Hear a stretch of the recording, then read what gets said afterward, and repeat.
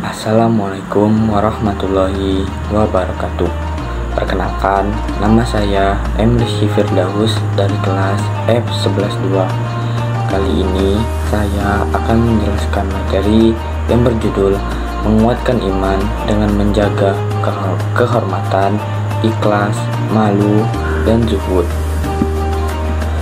Tujuan dari pembelajaran ini yang pertama, menjelaskan pengertian cabang iman, yaitu menjaga kehormatan, malu, ikhlas, dan zuhud.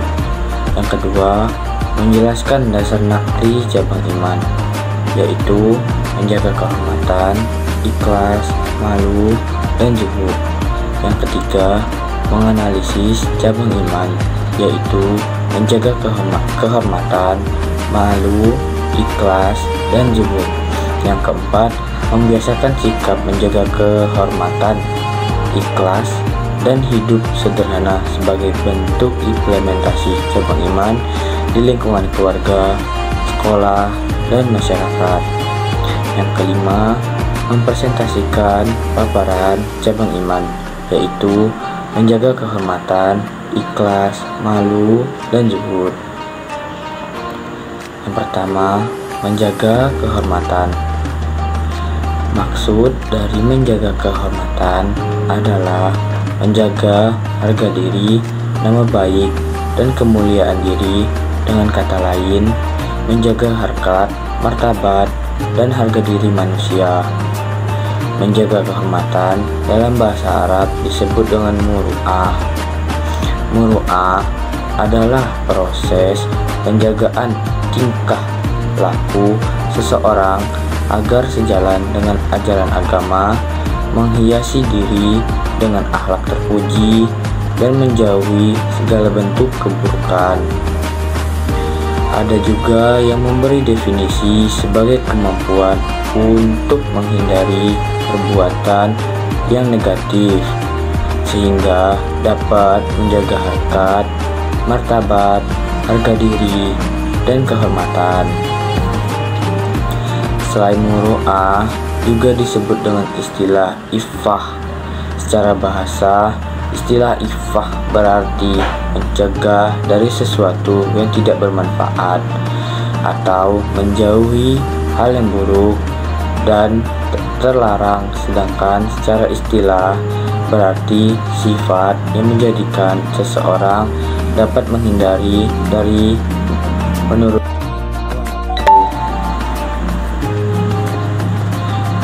Sikap menjaga kehormatan terdapat dalam Quran Surah Al-Ahzab 33-35, yaitu sesungguhnya laki-laki dan perempuan yang muslim, laki-laki dan perempuan yang mukmin, laki-laki dan perempuan yang tetap dalam ketaatannya, laki-laki dan perempuan yang benar, laki-laki dan perempuan yang sabar, laki-laki dan perempuan yang bersedekah, laki-laki dan perempuan yang berpuasa, laki-laki dan perempuan yang memelihara kehormatannya, laki-laki dan perempuan yang banyak menyebut nama Allah. Allah telah menyediakan untuk mereka ampunan dan pahala yang besar. Quran Surah Al-Ahzab 33-35. Sikap muru'ah menjadi 3 macam, yaitu muru'ah terhadap diri sendiri. Maksudnya adalah mempertahankan serta melaksanakan perilaku yang mulia dan menghindari perilaku yang tercela dimanapun dan kapanpun, meskipun dalam keadaan sendiri. Yang kedua, muru'ah terhadap sesama makhluk.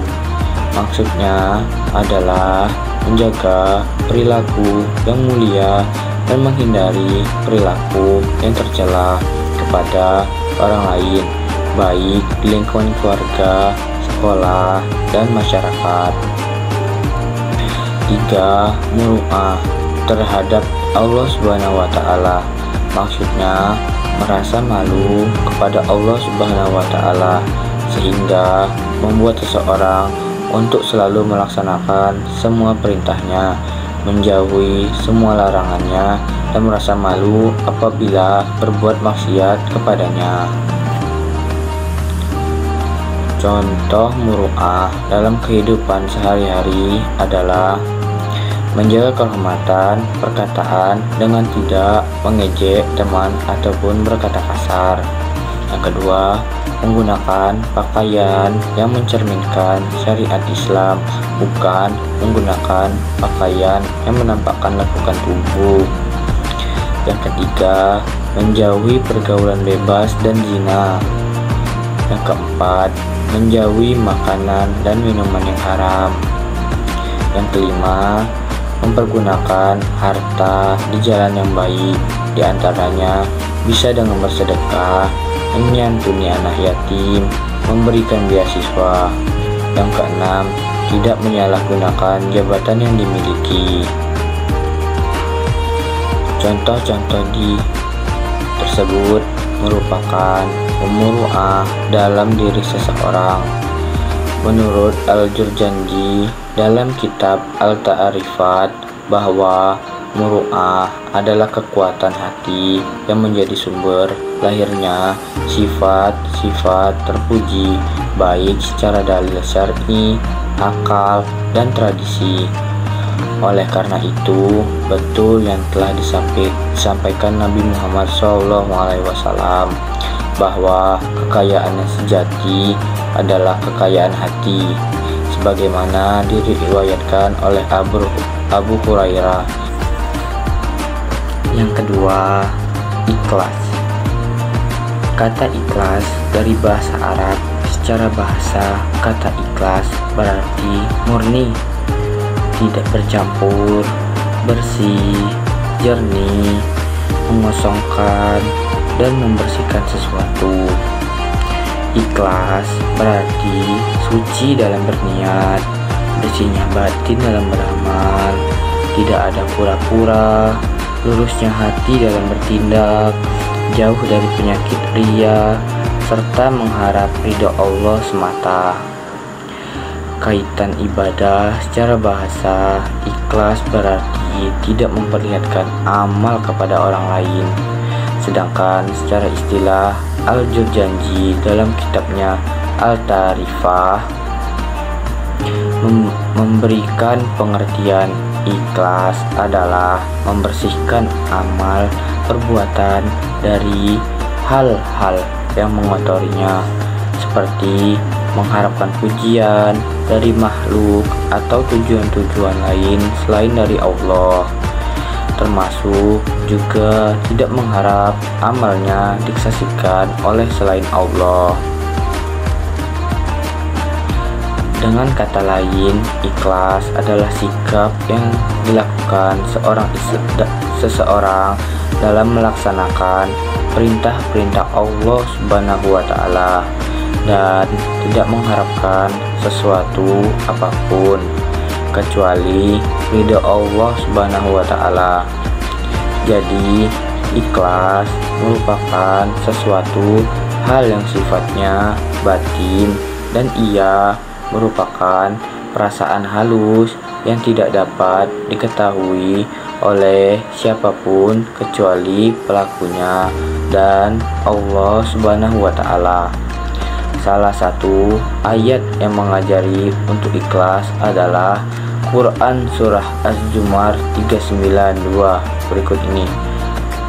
Sesungguhnya kami telah menurunkan kepadamu Muhammad Alkitab Al-Quran dengan benar, maka sembahlah Allah dengan memurnikan ketaatan ibadah kepadanya.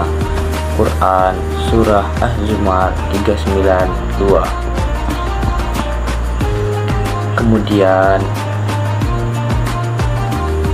Kemudian bagaimana cara agar dapat memiliki sifat ikhlas?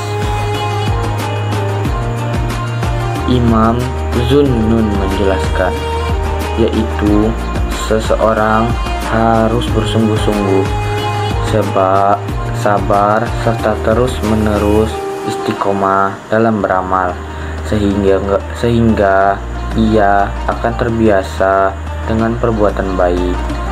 Menurutnya, ada 3 ciri seseorang yang ikhlas dalam beramal.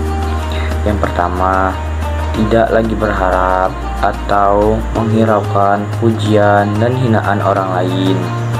Yang kedua, tidak lagi melihat kepada manfaat dan bahaya perbuatan, tetapi pada hakikat perbuatan.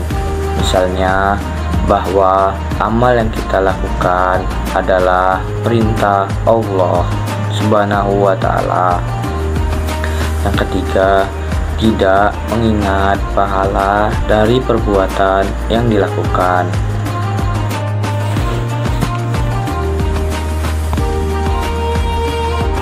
Yang ketiga, malu.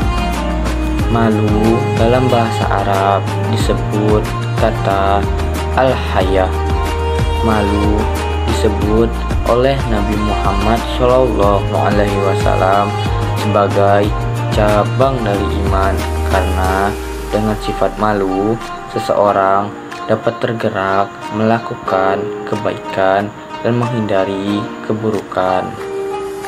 Sifat malu akan selalu menghantarkan seseorang pada kebaikan. Jika ada seseorang yang tidak berani melakukan kebaikan, maka sebabnya bukanlah sifat malu yang dimilikinya, tetapi itu disebabkan sifat penakut dan kelemahan yang dimiliki seseorang tersebut. Demikian Imam An-Nawawi menjelaskan dalam kitabnya Syarh Sahih Muslim dalam hadis Nabi Muhammad SAW. Dalam hadis tersebut Nabi Muhammad SAW menegur seorang laki-laki yang sedang mencela sifat malu yang dimiliki saudaranya. Sifat malu dalam hadis tersebut adalah bagian dari cabang iman. Mengapa? Karena sifat malu dapat dihindarkan seseorang dari perbuatan maksiat dan hal-hal yang dilarang agama. Badruddin Abi Muhammad Mahmud bin Ahmad Al-Aini dalam kitab Umdah Al-Qari Syarh Sahih Al-Bukhari Juz 1. Menurut Ibnu Hajar, penulis kitab Al-Fath Al-Bari, malu dibagi menjadi 2, yaitu yang pertama, malu naluri gharizah, yakni sifat malu yang Allah ciptakan pada diri hamba.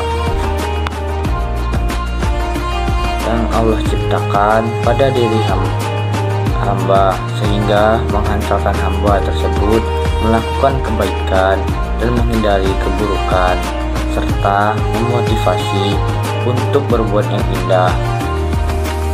Inilah yang termasuk cabang dari iman, karena bisa menjadi perantara menaiki derajat iman. Yang kedua, malu yang dicari atau dilatih, muktasab.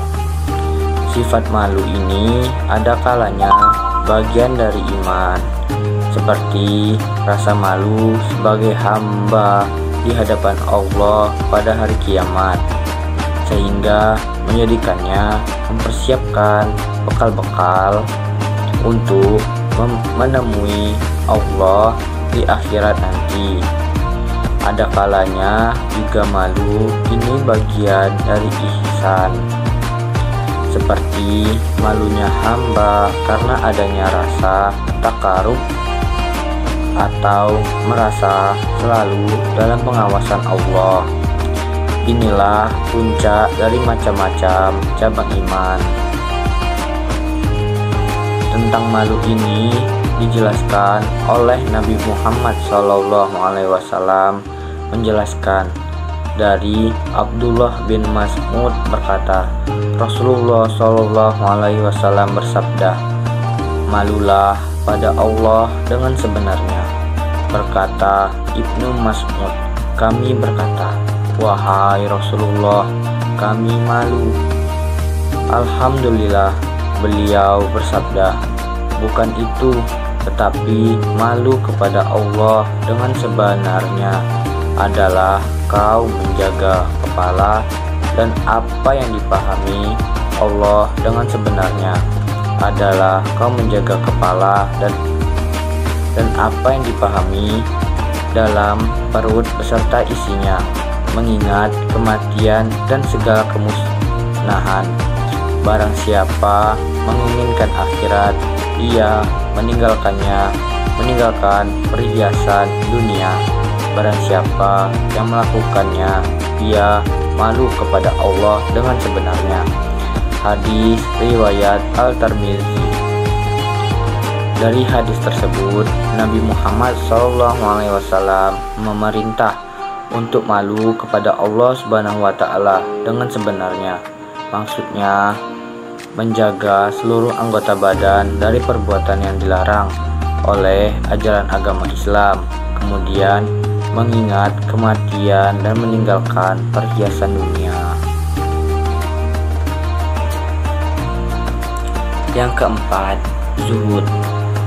Zuhud secara bahasa berarti sesuatu yang sedikit, tidak tertarik terhadap sesuatu dan meninggalkannya. Jadi, zuhud berarti meninggalkan dari kesenangan dunia untuk lebih mementingkan ibadah. Orang yang melakukan zuhud disebut dengan zahid. Dalam kaitannya dunia disebut zuhud, diartikan meninggalkan dunia dan demi menganggap dunia adalah hal yang hina. Meskipun demikian, perlu diingat, perilaku zuhud bukan berarti tidak memperhatikan urusan duniawi, atau bukan berarti tidak memiliki harta dan mengasingkan diri dari dunia. Para ulama menjelaskan bahwa hal tersebut bukanlah maksud dari zuhud. Menurut Abu Sulaiman Al-Darani, zuhud adalah meninggalkan sesuatu yang dapat menyibukkan diri kita sehingga melalaikan Allah. Dengan kata lain, menurut Abu Sa'id bin Al-Arabi dari para gurunya, zuhud adalah hak mengeluarkan kemuliaan harta dari dalam hati kita. Maksudnya, harta yang dimiliki tidak menjadikan hati ini jauh dan lalai dari Allah. Bahkan, ulama lain menambahkan bahwa harta yang kita miliki harusnya dapat menjadi sarana atau alat mendekatkan diri kepada Allah. Ragib Al-Isfahani menjelaskan bahwa zuhud bukan berarti meninggalkan usaha untuk menghasilkan sesuatu, seperti yang banyak disalahpahami orang. Karena yang seperti itu mengantarkan kepada kerusakan alam dan bertentangan dengan takdir dan peraturan Allah Subhanahu wa Ta'ala.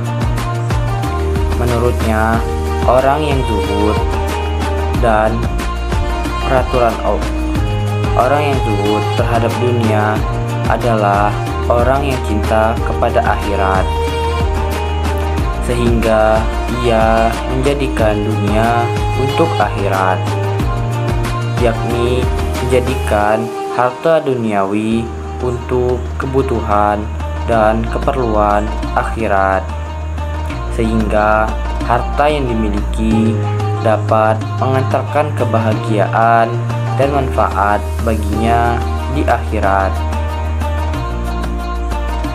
Haidar Bagir mengutip Imam Al-Ghazali dalam kitabnya Ihya Ulumuddin.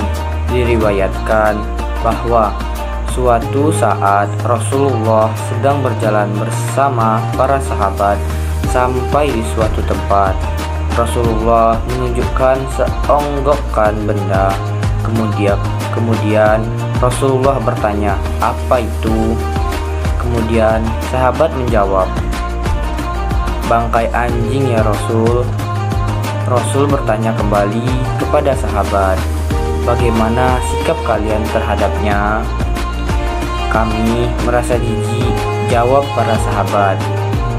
Maka Rasul pun bersabda, "Begitulah seharusnya sikap seorang mukmin terhadap dunia."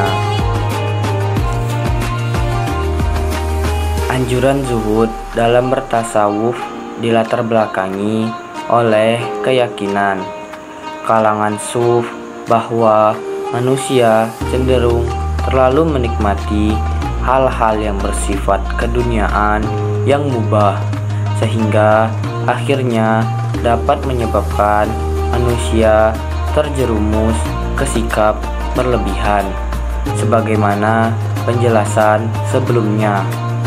Lebih lanjut, Rasul juga menyebutkan salah satu bahaya seseorang yang tidak berlaku zuhud, yaitu dapat dijangkiti penyakit wan, sebagaimana sabda beliau.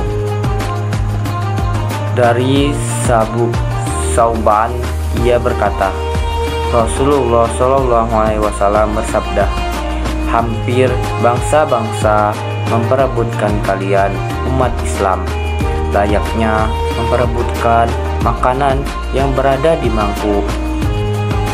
Seorang laki-laki berkata, "Apakah kami waktu itu berjumlah sedikit?"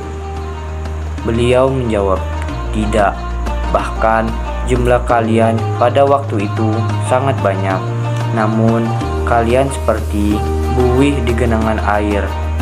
Sungguh Allah akan mencabut rasa takut kepada kalian dan akan menanamkan ke dalam hati kalian alwan." Seseorang lalu berkata, "Wahai Rasulullah, apa itu alwan?" Beliau menjawab, "Cinta dunia dan takut mati." Hadis riwayat Abu Dawud.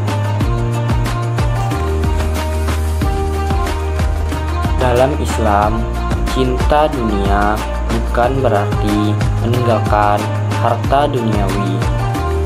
Imam Ghazali dalam kitab Ihya Ulumuddin menjelaskan bahwa zuhud bukan berarti meninggalkan harta duniawi. Perilaku zuhud adalah seseorang mampu mendapatkan atau menikmati dunia tanpa menjadikan dirinya hina, tanpa menjadikan nama baiknya buruk, tanpa mengalahkan kebutuhan rohani, dan tanpa menjadikannya jauh dari Allah Subhanahu wa Ta'ala. Dalam hadis Nabi Muhammad SAW yang diriwayatkan oleh Abu Dzar Al-Ghifari disebutkan, dari Abu Dzar Al-Ghifari dari Nabi Muhammad SAW bersabda, "Zuhud terhadap dunia bukan berarti mengharamkan yang halal dan menyia-nyiakan harta, tetapi zuhud terhadap dunia adalah engkau lebih yakin terhadap kekuasaan Allah daripada apa yang ada di tanganmu." Zuhud juga berarti ketika engkau tertimpa musibah, engkau lebih mengharap mendapat pahala dari musibah itu daripada dikembalikannya harta itu kepadamu. Hadis riwayat Al-Tirmizi. Dengan demikian, zuhud bukan dilihat dari pakaian ataupun harta apa yang dimiliki seseorang, tetapi terkait cara memperoleh harta dunia dan menyikapi harta tersebut sesuai tuntunan agama, seperti mencari harta secara halal, serta harta yang dimiliki tidak menjadikan seseorang sombong dan jauh dari Allah Subhanahu wa Ta'ala. Zuhud terhadap dunia sebagaimana yang diamalkan Rasulullah SAW dan para sahabat, bukanlah mengharamkan hal-hal yang baik dan mengabaikan harta. Selain itu, orang yang zuhud tidak selalu identik dengan berpakaian yang kumal, penuh tambalan.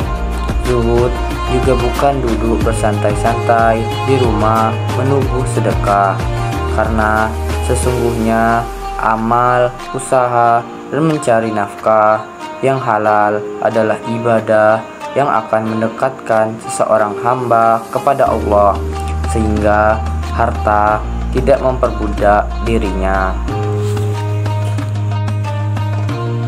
Itulah yang dapat saya sampaikan mengenai penjelasan saya yang berjudul menguatkan iman dengan menjaga kehormatan, ikhlas, malu, dan zuhud.